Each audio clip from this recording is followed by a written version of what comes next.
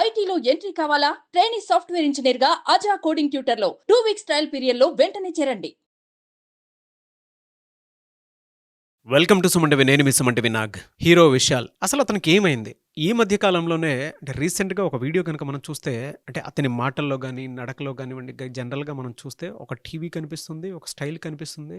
కానీ అప్పుడు చూసినటువంటి విషయాలకి ఇప్పుడు మనం చూసినటువంటి మదగజరాజ సినిమా ప్రమోషన్కి వచ్చినటువంటి విషయాలకు కనుక మనం చూస్తే, హీరో విషయాలకి ఏమైంది అనేటువంటి డౌట్ రాక మానదు మనకి. మాట్లాడేటప్పుడు కూడా చెయ్యి కదులుతూ ఉండటము, మైక్ పట్టుకున్నప్పుడు ఆ క్లిప్పింగ్స్ అన్ని చూస్తే రకరకాల కథనాలు మనకి, రకరకాల ఆలోచనలు అండ్ చాలామందికి ఏమైంది అనుకునేటువంటి ఆలోచన, ఆందోళన డెఫినెట్గా మనకి అనిపిస్తూ ఉంటుందన్నమాట. ఎందుకంటే విశాల్ అనేటువంటి హీరోని మనం చూసేటప్పుడు యంగ్ హీరోగా అంటే ఫైట్స్ కానివ్వండి, లేదంటే డైలాగ్ డెలివరీ కానివ్వండి, లేదంటే అతను చేసేటువంటి స్క్రీన్ ప్రజెన్స్ ఏదైతే ఉంటుందో చాలా ఎనర్జెటిక్గా ఉంటుందని చెప్పడంలో ఏమాత్రం సందేహం లేదు. అయితే అతని విషయంలో హెల్త్ పాయింట్లో ఏమైనా జరిగిందా?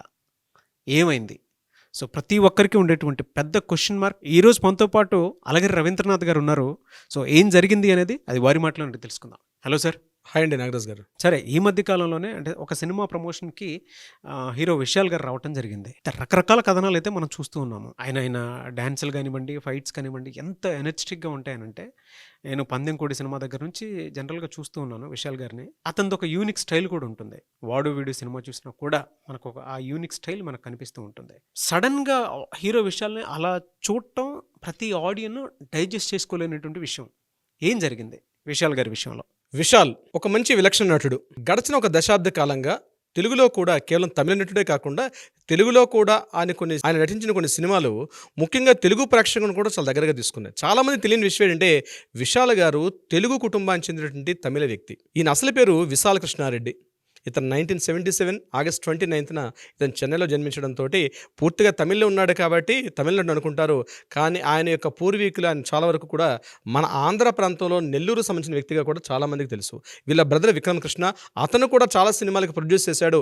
ముఖ్యంగా విశాల్ గారు చేసిన చాలా సినిమాలకి ప్రొడ్యూస్ చేసింది విశాల్ గారే. పరిచయం అక్కర్లేని పేరు విశాల్ గారు. అయితే నిన్న రీసెంట్గా ఒక 2 days బ్యాక్ ఒక ఫంక్షన్, ఒక ప్రీ రిలీజ్ ఈవెంట్ ఫంక్షన్లో ఆయన నడుస్తూ, అంటే కారు దిగిన తర్వాత కారు దిగిన దగ్గర నుంచి ఒక అసిస్టెంట్ ఆయన కంప్లీట్గా ఆయన చేయి సపోర్ట్తో తీసుకొని ఆయన డైస్ మీదకి రావడం, డైస్ మీద కూడా కూర్చోడానికి చాలా ఇబ్బంది పడుతూ, తర్వాత ఆయన మాట్లాడే టైంలో ఆయన ముఖ్యంగా ఆయన పోస్చరు, ఆయన బాడీ లాంగ్వేజ్ చూసిన తర్వాత చాలామందికి డౌట్ వచ్చిన విషయం ఏంటంటే, ఇటీవల కాలంలో కొంతమందికి ఊహాగానాలు వస్తున్నాయి. ఎందుకంటే విశాల్ గారు కనిపించట్లేదని, హెల్త్ బాలేదని చెప్పి రకరకాలుగా 2-3 సార్లు మాట్లాడుకున్నారు. కానీ సడన్గా నిన్న ఆ రకంగా ఇప్పుడు మీరు చెప్పినట్టుగా డైస్ మీద ఎప్పుడైతే ఆయన చూసి చాలామంది షాక్ అయినారు. ఎందుకంటే అట్లీస్ట్ ఒక 200 grams 150 grams ఉన్న మైక్ను కూడా పట్టుకోలేక కంటిన్యూగా చేయి షివరింగ్ అవుతూ మాట్లాడుతూ, ఆ మాట్లాడుతున్న మాటలు కూడా తడబడుతూ మాట్లాడడం, నిలబడడానికి కూడా చాలా ఇబ్బందిగా మాట్లాడుతూ, ఆయన ఏదైతే ఆ 2 నిమిషం ఎంత తొందరగా వీలైతే ఆ కార్యక్రమం అయిపోతే దిగేసి అక్కడి నుంచి వెళ్ళిపోదాం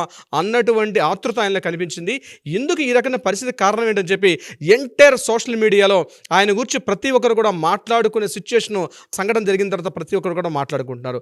దీనికి సంబంధించి రకరకాల ఊహాగానాలు వస్తున్నాయి. ప్రధానంగా ఏంటంటే, గడిచిన ఒక 7-8 సంవత్సరాలుగా విశాల్ గారు సినిమాల్లో యాక్టివ్గా లేకపోవడం, 2-3 సందర్భాల్లో మీడియా మాట్లాడినప్పుడు కూడా ఈయన అమెరికా కొంత హెల్త్ బాలని చెప్పి విషయం గురించి మాట్లాడడం కూడా జరిగింది. అయితే అక్కడ కట్ చేస్తే ప్రధానంగా దీని మీద ఉన్నటువంటి నిర్వాహకులు ఎవరైతే ఉన్నారో వాళ్ళని గురించి మాట్లాడినప్పుడు ఆయన గడిచిన కొద్ది రోజులుగా ఫీవర్తో ఇబ్బంది పడుతున్నారు కాబట్టి మాట్లాడలేకపోతున్నారు అన్న సమాధానం అయితే మీడియాకి చెప్పడం జరిగింది. అయితే కేవలం మీడియాకి ఒంట్లో బాగాలేదు, చిన్న ఫీవర్గా ఉన్నంత మాత్రాన, ఒక వైరల్ ఫీవర్ ఉన్నంత మాత్రాన ఈ రకమైన సిచ్యువేషన్ ఉంటుందని చెప్పి అందరికీ మెదలను తొలుస్తుంటే ఒక క్వశ్చన్గా మారింది.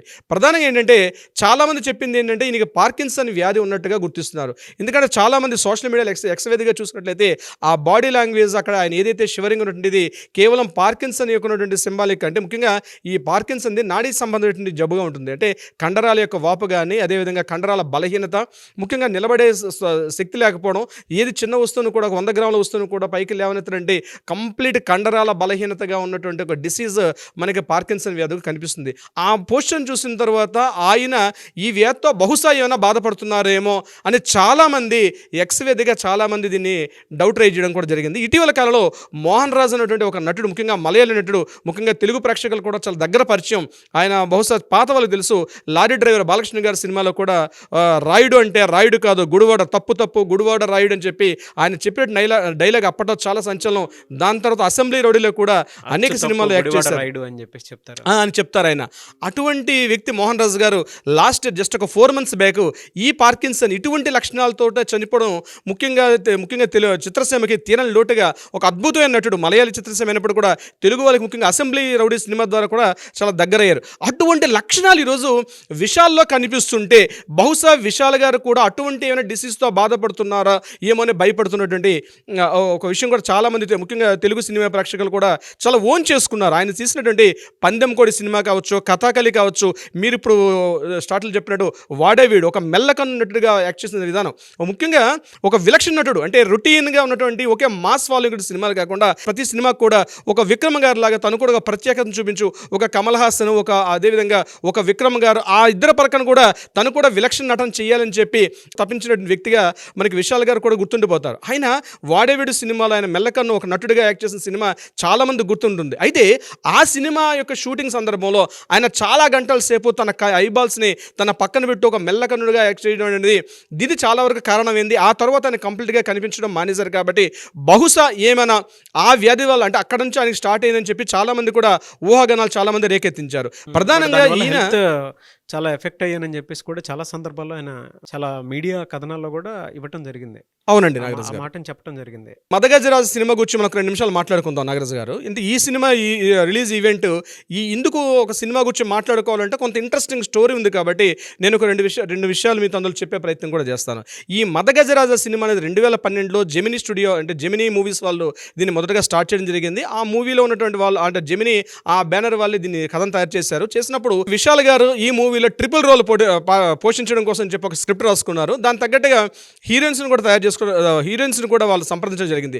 మొదటగా శృతి హాసన్ అనుకున్నారు, ఆ తర్వాత హన్సిక అనుకున్నారు, ఆ తర్వాత మళ్ళీ కార్తీక నాయర్ అని చెప్పి రాధ గారు అమ్మాయి ఆమె అనుకున్నారు. సో కొన్ని కారణాంతరాలు వీళ్ళందరూ కూడా మిస్ అయిన తర్వాత అగైన్ మళ్ళీ ఈ ప్లేస్లోకి కొత్తగా ఫైనల్గా వరలక్ష్మి శరత్ కుమార్ గారు దీనికి ఓకే చేశారు. అంటే ఆ జెమినీ వాళ్ళకి వీళ్ళకి ఉన్నటువంటి కొన్ని రిలేషన్స్ వల్ల ఫైనల్గా ఈ మూవీ రిలీజ్ అయిన తర్వాత ఈ మూవీ కోసం అనుకున్న తర్వాత మళ్ళీ హన్సిక మళ్ళీ రావడం జరిగింది. తర్వాత రీసెంట్గా అంజలి గారు దీంతో జాయిన్ అవ్వడం జరిగింది. అయితే ఈ యొక్క సినిమా రిలీజ్ సంబంధించి అనేక రకాల ఆర్థిక ఒత్తిళ్లు ఎదుర్కొన్న తర్వాత ఇట్లా కాదని చెప్పేసి కంప్లీట్గా విశాల్ ప్రొడక్షన్స్ పేరు మీద ఇతను ఏం చేశారంటే విశాల్ గారు ఈ మూవీని కంప్లీట్గా రైట్స్ కొని ఈ మూవీని రిలీజ్ చేద్దాం అనుకున్నారు. కానీ 2017, 2018లో ఈ మూవీని రిలీజ్ చేద్దాం అనుకున్నారు. కానీ రకరకాల కారణాలు ఎప్పటికప్పుడు అనేక సందర్భాల్లో అది వాయిదా పడుతొచ్చింది. చివరిగా రీసెంట్గా ఒక 5 years తర్వాత గ్యాప్ ఇచ్చిన తర్వాత రీసెంట్గా అనేక రకాలటువంటి పురిటి నొప్పులన్నీ కంప్లీట్ చేసుకొని ఈ బాలగ్రహ దోషాలన్నీ తొలగించుకొని చివరిగా ఇప్పుడు రావడం జరిగింది ఆ మూవీ రిలీజ్ సంబంధించి. అంటే ఆయనకు ఒక తపన ఉంటుంది, నేను ప్రీ రిలీజ్ ఈవెంట్ కాకపోయినా సరే విశాల్ గారు మూవీ అంటే ఖచ్చితంగా వస్తారు. కానీ ముఖ్యంగా ఇక్కడ తెలియాల్సింది ఏంటంటే రాజకీయ నాయకులు ఒకరు సినిమా యాక్టర్లు తమలో ఉన్నటువంటి ఏమైనా డిసీజ్ ఉంటే అవి బయటపడకుండా చాలా వరకు మేనేజ్ చేస్తారు. చాలా వరకు అది హిందీ రంగం తీసుకోండి, తమిళ తీసుకున్న, మలయాళంలో చాలా డిసీజెస్ ఉన్నా బయటపడరు. ఎప్పటికప్పుడు ఒక కవర్ వేసుకుంటూ ఒక ముసుగేసుకుంటూ ఇండస్ట్రీకి రావడం జరుగుతుంది. చాలా వరకు ఆ డిసీజ్ ఏంటో వాళ్ళు చెప్పరు. దానికి కారణాలు ఏంటంటే ఇవన్నీ కూడా ఆర్థిక సంబంధాలు, చాలా ఫైనాన్షియల్ రిలేషన్స్ ఉంటాయి. కాబట్టి ఇవి ఏమైనా చెప్తే చాలా వరకు ఇబ్బంది పడే విధంగా మూవీ యొక్క రిలీజ్ మీద కూడా ఇబ్బంది పడే అవకాశం ఉంటుంది. ఆ మూవీ కలెక్షన్స్ మీద కూడా కొంత ఇంపాక్ట్ చేసే అవకాశం ఉంటుంది. అందుకని చెప్పి చాలా వరకు పొలిటీషియన్స్ కానీ ఈ సినిమా ప్రముఖులు కానీ వీళ్ళు ఎవరు కూడా ఈ యొక్క వాళ్ళకు ఉన్నటువంటి డిసీజ్ చెప్పరు. కానీ ఈ విషయంలో విశాల్ గారిని మనం మెచ్చుకోవాల్సింది అంటే ఈ స్థాయిలో కూడా ధైర్యవంతుడిగా, నేను చెప్పాలంటే గుర్తొస్తుంది ఎప్పుడో మనకి శ్రీహరి గారు, సినిమా హీరో శ్రీహరి గారు కూడా ఆల్మోస్ట్ ఇలానే, అంటే ఒకప్పుడు ఒక కండల వీరుడైన, ముఖ్యంగా 6 pack తీయాలంటే శ్రీహరి గారు అలాంటి స్థాయిలో ఆయన విలనిజం చూపించినప్పుడు కూడా తర్వాత హీరో అయ్యారు. అదేవిధంగా విశాల్ గారు కూడా ఒక కండలవీరుడిగా చెప్పుకోవచ్చు. తమిళ ఇండస్ట్రీలో విక్రమ్ గారి తర్వాత 6 pack వేసి కండలవీరుడిగా ఆ స్టేజ్లో ఊహించినటువంటి, ఆ స్థాయిలో చూసినటువంటి ప్రేక్షకుడికి ఈరోజు విశాల్ గారు ఏదైతే ఈ స్థితిలో ఈయన కనిపించడం చాలామందికి చాలామంది డైజెస్ట్ చేసుకోలేకపోతున్నారు. నాగరాజు గారు అంటే ఏం జరగబోతుంది, అసలు ఏం జరిగింది, విశాల్ గారి హెల్త్ విషయం ఏం జరిగింది? ఎందుకంటే ప్రతి హీరోని మన ఫ్యామిలీ మెంబర్ని చేసేసుకుంటాం. మనం సినిమా అన్నది సినిమా వేరేగా, మన లైఫ్ వేరేగా చూడడం. ఆల్మోస్ట్ సినిమా అన్నది మన లైఫ్లో ఒక భాగంగా చేసేసుకుంటాం. అందులో నటించిన నటీనటులను కూడా మన ఒక రెగ్యులర్గా కలిసినట్టుగా ఫీల్ అవుతాం మనం. అటువంటిది విశాల్ గారిని పందెం ఇటువంటి సినిమాలో చూసిన తర్వాత ఈరోజు ఆ కండల వీరుడి విశాల్ ఈరోజు డయస్ మీద అంత ఈవెన్ ఒక మైక్ పట్టుకోవడానికి కూడా ఉన్నటువంటి స్టేజ్ మీద ఆయన చూసిన తర్వాత డైజెస్ట్ చేసుకోలేక ఒక్కసారి గుప్పమంది సోషల్ మీడియా మొత్తం కూడా. అందుకనే మనం కూడా ఈరోజు వీడియో చేస్తున్నాం. బహుశా ఆయన హెల్త్ బాగుండాలని కోరుకుందాం, ఆయన నుంచి మంచి సినిమాలు రావాలని కోరుకుందాం. ఆయన ఎప్పట్లాగే ప్రీవియస్ నటుడు ఎలా ఉన్నారో అదేవిధంగా మరలా మనకు ముందుకు రావాలని చెప్పి కంప్లీట్గా ఆశిద్దాం. నాగరాజు గారు డెఫినెట్గానే గెట్ వెల్ సూన్ విశాల్ గారు. ఎందుకంటే ఫస్ట్ ఎనర్జీ గుర్తొచ్చేది విశాల్ గారిది ఫైట్స్ అని. సో, అంత ఇదిగా అండ్ 'వాడు వీడు' సినిమా అప్పుడు కూడా చాలా కష్టపడటం జరిగింది. చాలా ఇంటర్వ్యూస్‌లో చెప్పారు. ఇప్పటికీ నేను దానివల్ల సఫర్ అవుతాను అని చెప్పి.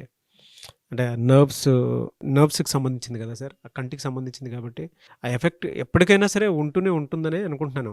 ఆ సినిమా మొత్తం చూసినా కూడా మనకు కనిపిస్తూనే ఉంటుంది. But whatever the reason technology పెరిగింది అండ్ ఇప్పుడున్న దాంట్లో అయితే దేనికైనా సరే ఒక ట్రీట్మెంట్ ఉంటుంది. ఒకవేళ ఆయనకి ఏదైనా జరగకుండా ఉండాలని కోరుకుందాం గానీ, బట్ ఏదైనా జరిగుంటే మాత్రం గెట్ వెల్ సూన్ అని చెప్పేసి చెప్పడంలో ఏమాత్రం డౌట్ లేదు. Anyway sir, thank you so much for the information Alagiri Ravindranath garu. Thank you so much Nagaraj గారు.